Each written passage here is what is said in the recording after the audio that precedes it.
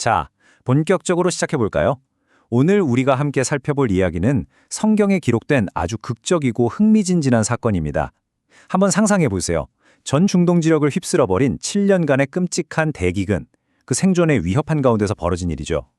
애굽의 총리라는 어마어마한 권력을 준 요셉, 그리고 굶주림에 지쳐 절망에 빠진 그의 형제들이 다시 마주하게 됩니다. 정말 숨막히고 긴장감 넘치는 순간이 아닐 수 없는데요. 오늘 이 해설을 통해 이 살얼음판 같은 만남 속에 과연 어떤 놀라운 섭리가 숨겨져 있는지 한번 집중적으로 파헤쳐 보겠습니다. 시작하기 전에 여러분께 이 핵심 질문부터 던져보고 싶네요. 요셉은 대체 왜 자신이 그토록 아끼는 은잔을 막내 동생 베냐민의 곡식자루에 몰래 숨겨두었을까요? 이 미스터리가 바로 오늘 이야기의 중심축이거든요. 무려 20년 전에 자신의 노예로 팔아넘긴 형들을 향한 권력자의 쪼잔하고 사적인 복수였을까요? 아니면 아주 치밀하게 설계된 어떤 거대한 목적을 위한 세팅이었을까요? 자, 이 질문을 머릿속에 둔 채로 이야기 속으로 한번 들어가 보겠습니다. 여기서 진짜 흥미로운 포인트가 등장합니다. 사실 이 은잔 사건은 사람을 단순히 골탕 먹이려는 속임수가 전혀 아니었어요. 오히려 형제들에게 진정한 변화가 일어났는지 확인하기 위해 요셉이 설계한 아주 고도의 지혜로운 시험이자 하나님의 거룩한 거울이었습니다. 다시 말해서 형들이 무려 20년이라는 긴 세월 동안 아무 일도 없었던 것처럼 애써 외면하고 꼭꼭 숨겨왔던 그 깊은 영적 죄악과 죄책감을 마침내 똑똑히 직시하게 만드는 아주 강력한 도구였던 셈이죠. 이 기가 막힌 상황을 설명할 때 C.S. 루이스의 이 통찰만큼 완벽한 게 또 없습니다.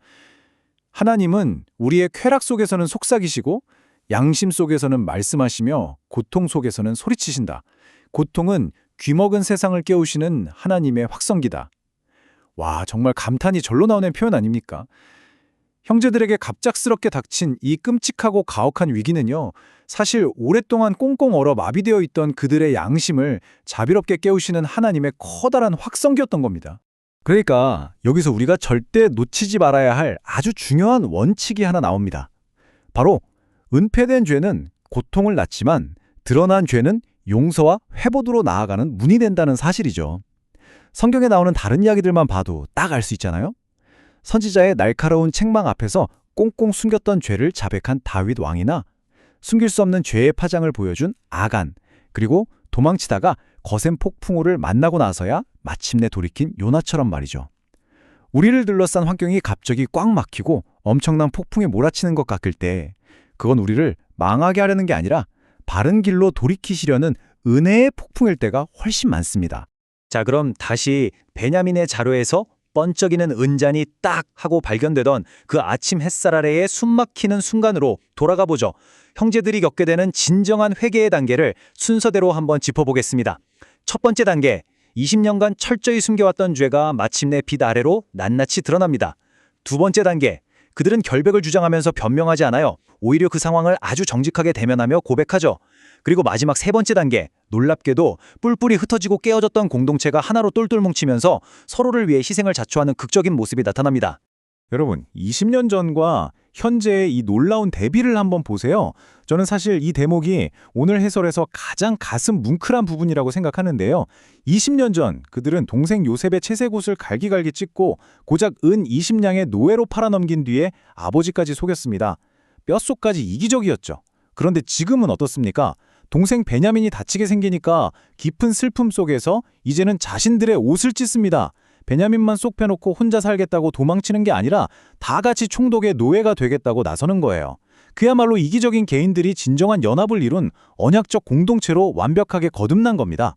이런 모습은 성경의 다른 사례들을 통해서도 아주 분명하게 확인해 볼 수 있습니다.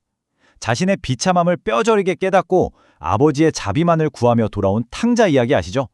또 예수님을 만나고 나서 재산을 나눠주고 4배나 갚겠다며 구체적인 행동의 변화를 보인 삭개우, 그리고 닭 울음소리에 쓰라린 각성을 하며 통곡했던 베드로까지. 여기서 우리가 얻을 수 있는 통찰은 아주 명확합니다. 참된 회개란 그냥 속으로 내가 잘못했네 하고 끝나는 게 아니에요. 타인의 아픔에 대한 진심 어린 공감과 삶의 구체적인 변화가 반드시 따라온다는 거죠. 나중에 사도 바울이 자기를 가리켜 죄인 중에 괴수라고 부르며 철저히 낮아졌던 것처럼 말입니다. 자, 이 지점에서 상황의 핵심을 확 찌르는 기가 막힌 사자성어가 하나 떠오르지 않으시나요? 바로 결자해지. 이를 맺은 사람이 그것을 풀어야 한다는 뜻이죠. 정말 놀랍게도 20년 전에 요셉을 팔아버리자고 제일 먼저 앞장서서 비극의 매듭을 꽉 묶었던 장본인이 바로 형 유다였습니다. 그런데 지금 다른 누구도 아닌 그 유다가 베냐민을 대신해 평생 노예로 살겠다고 자신을 내던지며 그 죄의 매듭을 직접 풀고 있는 겁니다. 생명책에서 자기 이름이 지워져도 좋으니 백성들을 용서해달라로 매달렸던 모세의 그 절절한 중보기도가 생각나지 않나요? 이건 정말 소름 돋을 정도로 완벽한 서사구조입니다. 이때 유다가 총독 앞에서 한 그 절절한 고백을 한번 자세히 들어보시죠. 하나님이 종들의 죄악을 찾아내셨으니 우리와 이 잔이 발견된 자가 다 내 주의 노예가 되겠나이다. 여기서 가장 소름 돋는 포인트가 뭔지 아십니까? 유다는 베냐민이 은잔을 훔치지 않았다는 그 법적인 결백을 증명하려고 아등바등 싸우지 않았어요. 억울하다고 화를 내지도 않았죠. 그는 알량한 자기 위선을 완전히 다 내려놓고 자신들의 과거 죄악을 마침내 드러내시는 하나님의 주권적인 손길을 그대로 인정하면서 엎드린 겁니다. 사실 오늘 해설의 진짜 하이라이트는 바로 이 부분입니다. 유다와 예수 그리스도의 이 놀라운 평행구조 말이죠.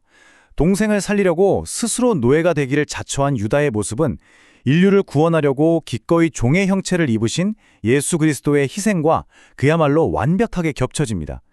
가족을 위해서 죄인된 자리, 대속의 자리에 섰던 유다의 이 눈물겨운 중보는 훗날 온 세상을 위해 십자가를 지신 예수 그리스도의 궁극적인 대속의 사랑을 가장 선명하게 미리 보여주는 엄청난 예표가 되는 겁니다. 자, 그럼 이 수천 년 전 고대의 기록이 지금 당장 오늘을 살아가는 우리랑 무슨 상관이 있느냐? 이게 중요하죠.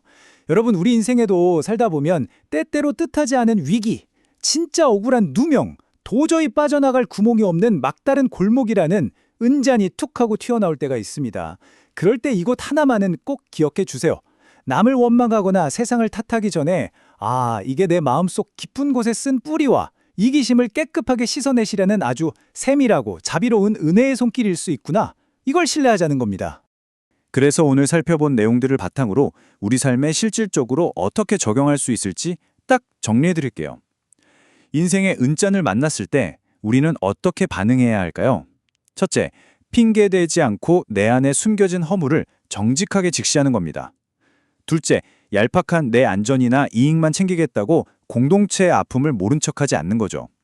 셋째, 연약하고 소외된 사람들과 연대하면서 기꺼이 그 슬픔의 자리에 함께 동참하는 겁니다. 마지막으로 다른 사람을 위해 나 자신을 조금 내어줄 수 있는 영적 중보자가 되는 거고요. 우리가 이기심을 내려놓고 이런 사랑을 선택할 때 막혀있던 인생의 모든 매듭이 풀리고 진짜 회복이 시작될 겁니다. 오늘 이 놀라운 기록에 대한 해설을 마무리하면서 여러분께 아주 묵직한 질문 하나를 던져보고 싶네요. 여러분의 삶 속에 어느 날 갑자기 고통이라는 하나님의 확성기가 쩌렁쩌렁 울려 퍼질 때 여러분은 여전히 변명면 늘어놓으며 도망치시겠습니까? 아니면 유다처럼 나의 알량한 의를 다 내려놓고 다른 사람을 위해 그 갈라진 틈새에 굳건히 서시겠습니까? 우리 각자의 삶 속에 불쑥 찾아오는 시련들, 그 속에 과연 어떤 변혁의 은혜가 숨겨져 있는지 한번 깊이 성찰해 보시기를 바라면서 오늘 해설은 여기서 마치겠습니다. 끝까지 함께해 주셔서 정말 감사합니다.